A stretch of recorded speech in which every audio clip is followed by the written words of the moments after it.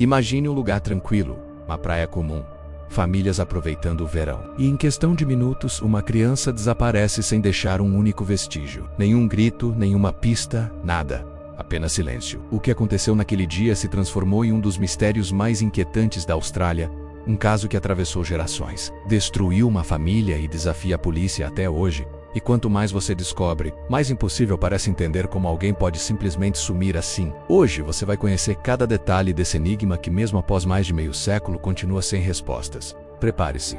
Esta é a história real do desaparecimento de Cheryl Grimmer. Na tarde de 12 de janeiro de 1970, Fairy Meadow Beach, perto de Wollongong, era apenas mais um recorte de litoral australiano, crianças a brincar na areia, mães a recolher toalhas e o murmúrio constante do mar. A família Grimmer, recente imigrante britânica, passou ali parte do dia. Carole Grimmer levou seus filhos aos vestiários por alguns minutos enquanto guardava os pertences. Quando um dos meninos retornou e disse que Cheryl, a caçula de 3 anos, não queria sair do chuveiro, Carole correu de volta e encontrou apenas vazio. Em poucos minutos, o que era um dia comum transforma-se no desaparecimento de uma criança. A sequência de testemunhos iniciais trouxe imagens desconexas. Relatos de uma criança sendo erguida por um homem e levada em direção a um carro. Uma figura colocando a menina junto a uma fonte de água. Uma van azul vista na área. A cena imediata foi de pânico e mobilização. O que a polícia reuniu naquela época, porém, seria fragmentário e mais tarde frágil diante dos padrões legais. As buscas que se seguiram foram massivas para o período. Equipes de polícia, voluntários, mergulhadores e escavações em áreas limítrofes vasculharam praias, matagais e terrenos urbanos. Mesmo assim, não surgiram provas materiais que pudessem confirmar um destino, nem um corpo nem um paradeiro. Com o passar das semanas, o caso ganhou manchetes e um rastro de boatos. Histórias de possíveis fugas, adoções ilegais ou crimes cometidos por estranhos. Havia, no entanto, 2 linhas que desde cedo chamaram a atenção dos investigadores.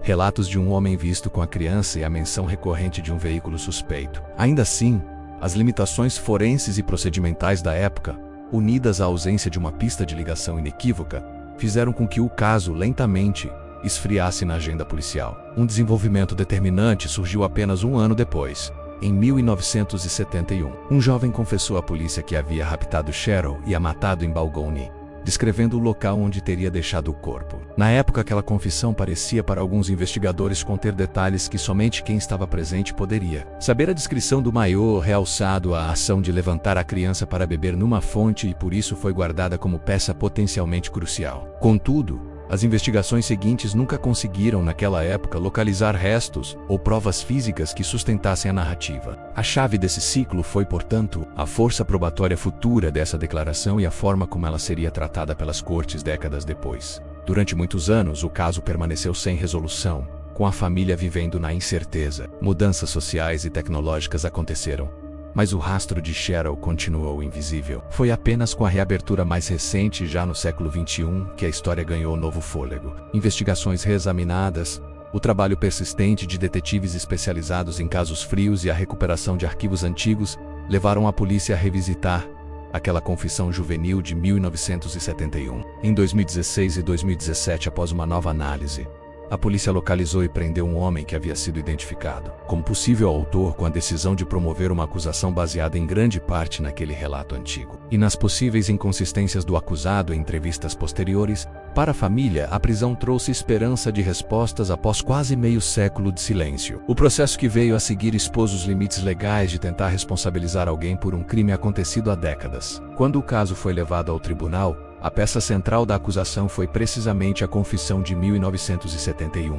A defesa argumentou que o acusado, à época menor, havia sido interrogado sem a presença de um responsável advogado, e que, portanto, a declaração era fruto de vulnerabilidade e de procedimentos policiais inadequados. Em 2018 e 2019, um juiz considerou a entrevista de 1971 inadmissível nas condições em que foi obtida. Uma decisão que levou os promotores a abandonar as acusações. O colapso do processo foi devastador para a família e para quem esperava justiça. Os promotores sustentaram que, sem essa confissão, o processo se tornava insuficiente para a condenação diante do padrão exigido. Mesmo com um fracasso no tribunal, O caso não desapareceu dos arquivos, nem da atenção pública. Investigadores veteranos e novas equipes continuaram a pesquisar, a mapear locais e a reavaliar pistas. Nos últimos anos, impulsionados por iniciativas de polícia fria e pelo interesse comunitário, regiões antes pouco vasculhadas foram novamente examinadas com tecnologia atualizada. Cães treinados para detectar restos humanos, imagens de satélite antigas e modernas, georradares, escavações forenses em áreas apontadas pela Confissão de 1971, em 2025, por exemplo. Uma operação baseada em uma área de interesse ligada à antiga declaração resultou numa busca extensiva em terreno de Balgownie. A varredura encontrou apenas ossos de animais e nenhum vestígio humano, mas voltou a colocar a comunidade em alerta e a renovar os pedidos de informação. Paralelamente, o clamor público e a frustração da família ganharam expressão política. Em outubro de 2025, um deputado de New South Wales usou o privilégio parlamentar para ler trechos da Confissão de 1971 e, ao fazê-lo, nomeou publicamente o homem que, na investigação anterior, havia sido identificado pelo codinome Mercury. A ação reacendeu o debate sobre memória, justiça e o limite entre o direito à reputação e a busca por verdade. A família de Cheryl deixou claro que não pretende infligir violência contra ninguém. Procura apenas a verdade e um encerramento que, por décadas, lhes foi negado. Autoridades advertiram para os riscos legais de nomear pessoas não condenadas, mas a medida também indicou exasperação coletiva com a persistente falta de resolução. No campo institucional, as autoridades mantêm o caso aberto. A polícia de New South Wales reforçou, ao longo dos anos, a recompensa por informações, que chegou a $1 milhão, na tentativa de atrair dicas mesmo após tantas décadas. A linha de investigação segue múltipla. Reconciliação de testemunhos, novas entrevistas com testemunhas que envelheceram, rechecagem de veículos e proprietários de vans da época, análise de possíveis rotas de fuga naquela região, e sempre que surgem áreas de interesse com base em testemunhos antigos, mobilização de equipes especializadas. O trabalho é lento, muitas vezes frustrante, e sujeito a limitações legais e ao desgaste do tempo. Mas a polícia declara publicamente que continuará investigando enquanto houver a mínima possibilidade de localizar restos ou confirmar circunstâncias. Para quem acompanha o caso de modo investigativo, algumas questões centrais persistem e merecem destaque na narrativa.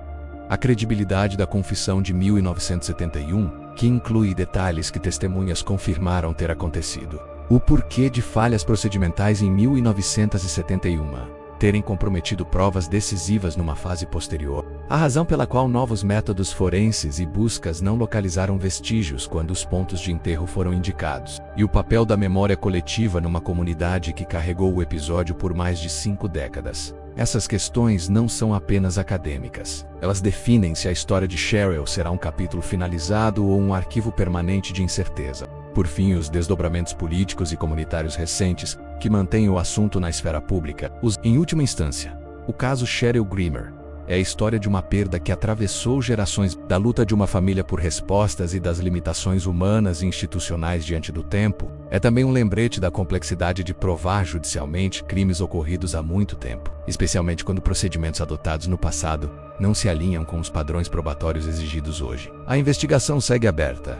A comunidade ainda guarda esperança e a polícia convida qualquer pessoa com informação a se manifestar. Enquanto isso, a narrativa permanece não apenas como arquivo de um crime, mas como um apelo contínuo por verdade, memória e justiça. E assim, depois de tantas décadas, o caso Cheryl Grimmer continua aberto. Um capítulo interrompido, esperando por respostas que nunca chegam. A família segue na esperança, a polícia ainda busca qualquer rastro e o tempo, esse inimigo silencioso, continua levando consigo detalhes, memórias e talvez a própria verdade. Se você gostou desse vídeo, curte, comenta e compartilha. E não se esqueça de se inscrever no canal. Aqui, novos casos reabertos ganham voz e cada detalhe pode fazer diferença. E lembre-se, no mundo real, mistérios não vivem apenas nas sombras. Alguns caminham ao nosso lado, escondidos em lugares comuns, esperando o momento certo para revelar o que nunca imaginamos.